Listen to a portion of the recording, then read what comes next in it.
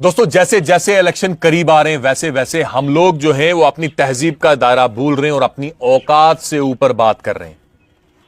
हम ये भूल रहे हैं कि हम किस शख्सियत के बारे में बात कर रहे हैं। परसों ही आपने देखा होगा कि सनम शाह जो हमारी ही पार्टी से ताल्लुक रखते हैं, उनने मियां अल्ताफ साहब के लिए क्या टिप्पणियां की। जैसे ही वो वीडियो आजाद साहब के पास पहुंची, आजाद साहब ने फौरन एक्शन लेते हुए उनको बेसिक मेंबरशिप से हटा दिया और आज वो हमारा हिस्सा नहीं है। और उसी टाइम पे अपने जितने भी वर्कर हैं उनको बताया कि इस तरीके की टिप्पणियां किसी के खिलाफ नहीं होनी चाहिए। यह इलेक्शन है, यह जंग का मैदान नहीं है। आप अपनी बात रखिए, लेकिन किसी को इस तरीके से जो है वो नीचा मत दिखाइए, पर्सनल अटैक मत कीजिए।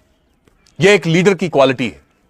और अगर बात की जाए इन दोनों शख्सियत की, ये दोनों शख्सियत मेरे लिए निहायती काबिल एहतराम है। मैं अगर बात करूं गुलाम नबी आजाद साहब की, गुलाम नबी आजाद साहब ने जो अपनी सियासत की है, पूरे हिंदुस्तान उनको जानता है कि उनने हमेशा पॉजिटिव सियासत की है, ना कि मनफी सियासत की है। ऐसा नहीं किया कि जम्मू कश्मीर में उनकी अलग जुबान और दिल्ली में उनकी अलग जुबान, जैसे बाकी हमारे जो नेता हैं। और अगर बात की जाए अल्ताफ साहब की, अल्ताफ साहब को हम किसी पार्टी के साथ नहीं देखते। अगर हम उनको किसी पार्टी के साथ देखें तो हमारे व्यूज कुछ और हों, लेकिन हम उनको लारवी खानदान के साथ देखते हैं। हम उस दरबार के साथ देखते हैं जिस दरबार के साथ मेरे परदादा की निस्बत थी, जिस दरबार के साथ मेरे दादा की निस्बत थी, जिस दरबार के साथ मेरे वालिद साहब की और मेरी भी निस्बत है, मेरे पूरे खानदान की निस्बत है। तो हम उनको पार्टी पॉलिटिक्स से ऊपर देखते हैं। ये दोनों शख्सियत मेरे लिए बहुत काबिल एहतराम है। और दोस्तों, जिन पार्टीज ने आजकल ट्रेंड बनाया हुआ, बीजेपी की बी टीम, बीजेपी की सी टीम, और आप लोग फिर से बेवकूफ बनते जा रहे हो, उनसे एक सवाल पूछो कि बीजेपी का शुरू से एक मैनिफेस्टो में रहा है, एक मुद्दा रहा है 370 को हमने हटाना है। आज से 20 साल पहले भी, आज से 30 साल पहले भी, आज से 50 साल पहले भी। और जो लोग आज की डेट में 370 की बात सबसे ज्यादा कर रहे हैं कि हम इसको वापस लाएंगे, वो लोग इनके साथ मंत्री रहे। क्या उन लोगों को उस वक्त 370 याद नहीं आया? उन लोगों ने इनके साथ सरकारें बनाई, क्या उस वक्त उनको 370 याद नहीं आया? आज स्टेटहुड की जो है वो तकलीफ हो रही है इनको कि हम लाएंगे वापस। कैसे? इन लोगों की वजह से ही तो हमारा स्टेटहुड गया है और 370 गया है। यह बात याद रखिए। आज तक इन लोगों ने हमें गुमराह किया है, गुमराह कर रहे हैं और करते रहेंगे। यह बात हमेशा याद रखना। 370 में आपके साथ कौन लड़ा? जब 370 को हटाया गया, कौन लड़ा? आप बताइए। आज तक इन लोगों ने कभी डेवलपमेंट का रास्ता नहीं हमें दिखाया।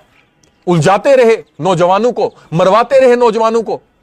वाहिद एक शख्सियत गुलाम नबी आजाद साहब को जब 2.5 साल मिले, तो उस वक्त 2.5 साल में उनने एक नई राह दिखाई जम्मू कश्मीर को। और हां, हमें कुछ लोग सवाल करते हैं कि आपने कांग्रेस छोड़ी, कांग्रेस छोड़ के गलती की, कांग्रेस आपके दादा साहब की थी, कांग्रेस आपके वालिद साहब ने कभी नहीं छोड़ी, आपने क्यों छोड़ी? तो उसकी वजह भी मैं आज आपको बताता हूं। आप मुझे एक बात बताइए कि आज अगर कांग्रेस इंदिरा गांधी जी के असूलों पे होती ना, तो आज भी हम कांग्रेस के साथ होते। आज कांग्रेस के असूल कुछ बदल से गए। मैं वो वजह बताता हूं। आप सबको पता है, आसिफा 8 साल की बच्ची, जिसके साथ क्या हुआ, वो सिर्फ हमारी बच्ची नहीं थी, इस मुल्क की बच्ची थी। और पूरी दुनिया ने इस मसले में जो है वो आवाज भी उठाई थी और अफसोस भी किया था कि इससे बुरा वाकया कभी हम जो है वो देखेंगे नहीं। ये लाल सिंह जो आज कैंडिडेट हैं कांग्रेस के, वो उस वक्त आसिफा के खिलाफ थे। वो कभी नहीं चाहते थे कि आसिफा को इंसाफ मिले। जिन दरिंदों ने आसिफा के साथ ऐसा गलत काम किया, वो उस वक्त उनके साथ खड़े रहे और मार्च निकालते रहे। जिस शख्स को बीजेपी ने भी एक्सेप्ट नहीं किया, उसको कांग्रेस ने एक्सेप्ट किया, सिर्फ एक इलेक्शन के लिए। ये असूल कांग्रेस के नहीं थे। इन्हीं चीजों को देख के जो हम महसूस कर रहे थे, आपके सामने नहीं ला पा रहे थे, आज वो चीजें आपके सामने हैं। क्या आप लोग आसिफा के खिलाफ हो? क्या आप लोग लाल सिंह के हक में हो?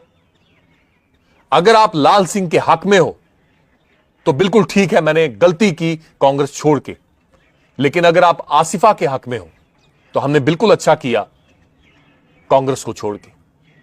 चलिए दोस्तों, जाते जाते एक ही बात कहूंगा, किसी को गाली मत दो, किसी के लिए गलत टिप्पणियां मत करो। पढ़े लिखे नौजवान हो आप, एक टेबल में बैठो और आपस में डिस्कस करो कि कौन अच्छा रहेगा, कौन हमारे इलाके को आगे लेके जा सकता है, कौन हमारे JNK को आगे लेके जा सकता है, कौन हमारे मुल्क को आगे लेके जा सकता है। बैठिए, बैठ के डिस्कस कीजिए और उसके बाद वोट डालिए। जिसको जो जो पसंद है उसको वोट डालिए। इसमें कोई लड़ाई झगड़े का काम नहीं है। तो बहुत बहुत शुक्रिया मुझे सुनने के लिए। खुदा हाफिज।